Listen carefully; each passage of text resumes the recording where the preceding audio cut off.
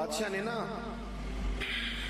ارادہ کیا کہ میں نے اپنے بچے کو سپہ سالاری بھی سکھائی ہے، گھوڑ سواری بھی سکھائی ہے، نیزہ بازی بھی سکھائی ہے، میں چاہتا ہوں دین بھی سیکھ جائے۔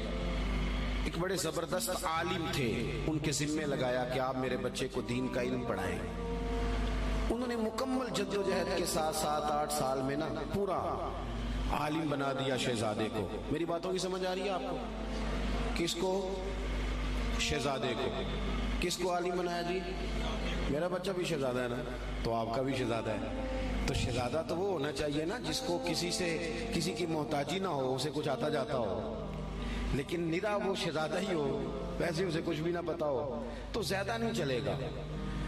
وہ بادشاہ نے کہا کہ میرے شہزادے کو عالم ہونا چاہیے، عالم کے ذمے لگایا۔ انہوں نے 5-6-7 سال میں نا خوب جد و جہد کر کے مکمل عالم بنا دیا۔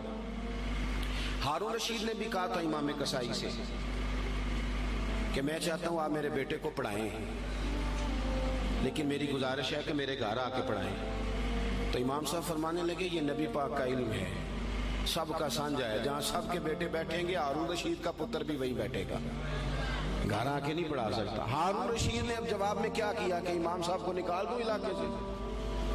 وہ کہنے لگا حضور میں بھی آزما ہی رہا تھا، میرا بھی دل تھا کہ میں سادے مولوی سے بچہ نہ پڑھواؤں، کسی غیرت مند سے پڑھواؤں۔ اب یہ گھر آیا کرے گا آپ کے، جہاں سارے بچے بیٹھیں گے چٹائی پہ وہیں بیٹھ کے پڑھے گا۔ ہارون رشید ایک دن گزر رہے تھے تو امام کسائی وضو کر رہے تھے اور شہزادہ ہارون رشید کا وضو کرا رہا تھا۔ اس نے لوٹا پکڑا ہوا ہے، امام صاحب کے پیروں پہ پانی ڈال رہا ہے اور امام صاحب وضو کر رہے ہیں۔ ہارون رشید گھوڑے پہ گزر رہے تھے، دور سے دیکھا تو گھوڑا بھگا دیا۔ کچھ شاگرد کہنے لگے حضور ہارون رشید آ رہا ہے، تو آپ فرمانے لگے کیا کروں آ رہا ہے تو آنے دو، پھر کیا ہے، سانو تخت ہزارے دی لوڑ کی ہے، نلکی لگے شہر بمبول دے نال، اسی تے اپنی بال کے سیکنے، سانو کی لگے کسی اور دے نال، آتا ہے تو آنے دو۔ وہ آ گیا، اب وہ بڑے دبدبے کے ساتھ گھوڑے سے نیچے اترا۔ لوگوں کا خیال تھا ناراض ہوگا کہ میرے شہزادے سے کام کرا رہے ہیں، وہ اسی طرز پہ تیزی کے ساتھ قریب آیا اور حیرت انگیز انداز کے غصے میں۔ اب شاگرد اور عقیدت مند کانپ رہے ہیں کہ استادوں کے بارے میں کوئی بات نہ کر دے، ہم سے برداشت نہیں ہو سکے گا، لیکن اس نے قریب آ کے اپنے بچے کے کمر پہ زور سے مارا۔ کہنے لگا خدا کے بندے یہ تو کیا کر رہا ہے؟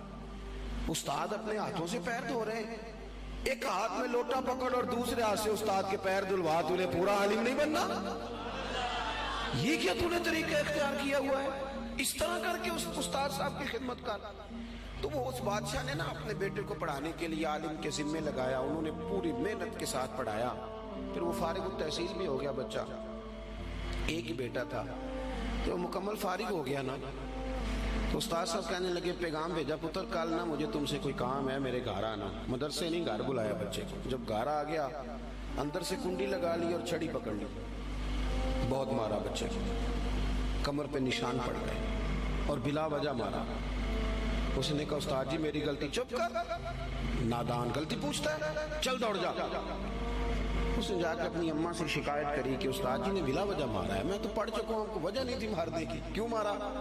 اماں کہنے لگی تیرے ابا سے بات کرتی ہوں۔ والد صاحب سے کہا تو اس نے کہا چپ کرو، اگر میں اس کا باپ ہوں تو استاد بھی تو باپ ہی ہوتا ہے نا، اور اس عالم کو میں جانتا ہوں وہ نیک آدمی ہے، کوئی حکمت ہوگی اس میں، ایسے تھوڑی مارا ہے۔ وقت گزر گیا، 20 سال 15 سال بیت گئے، بادشاہ کا انتقال ہوا، وہ شہزادہ تخت پہ بیٹھا۔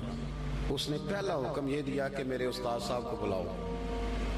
اب وہ بیچارے بوڑھے ہو گئے، چھڑی ہاتھ میں پکڑی، جھکی ہوئی کمر، بڑی مشکل سے وہ آئے اور دربار میں آ کے کھڑے ہوئے۔ تو شہزادے نے پہلا سوال یہ پوچھا استاد جی پہلے تو میں بے اختیار تھا،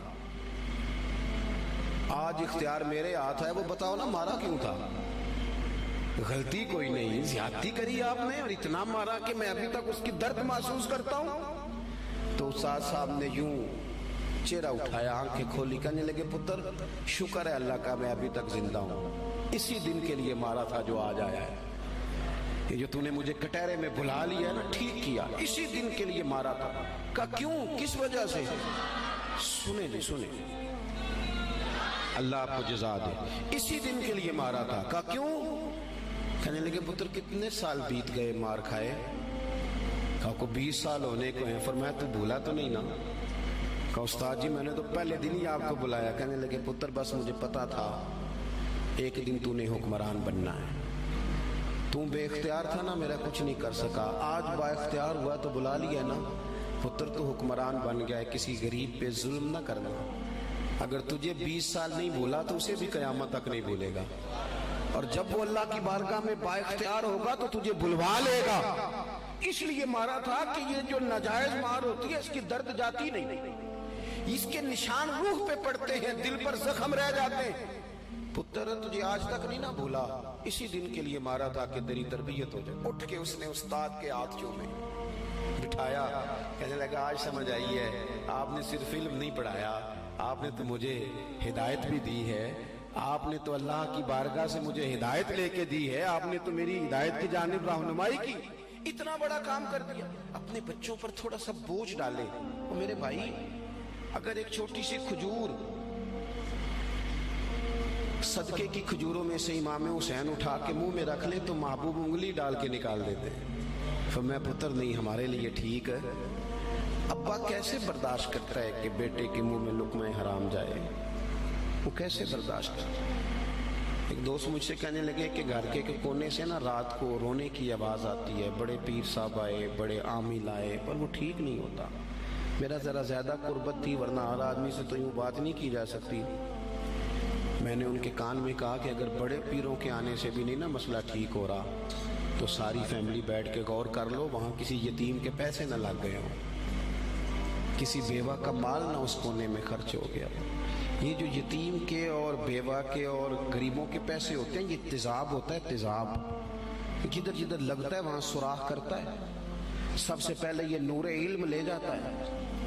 اور میری طرح کے لوگ، یہ علماء جو مساجد کے مدارس کے محتمم ہوتے ہیں، ان کو تو اتنا باریک تولنا پڑتا ہے، اتنا باریک، کون سا پیسہ کہاں لگانا ہے اور کس ترتیب سے لگانا ہے اور کس جدوجہد. یہ تو اتنا مشکل کام ہے کہ میں تو بڑی دیر سے میں نے کہا بھائی مجھے بچاؤ اس کام سے. یہ اتنا مشکل کام ہے کہ انسان الجھ جاتا ہے کہ کس طرح کر کے ان چیزوں کو رکھا جائے. اس طرح جتنے لوگ ذمہ دار ہیں وہ اپنے گھروں کے اندر رزق حلال کے معاملے میں سمجھدار ہو جائیں. کیوں کہ میرے نبی پاک علیہ السلام نے فرمایا جو گوشت حرام سے پلے گا وہ جنت میں نہیں جائے گا.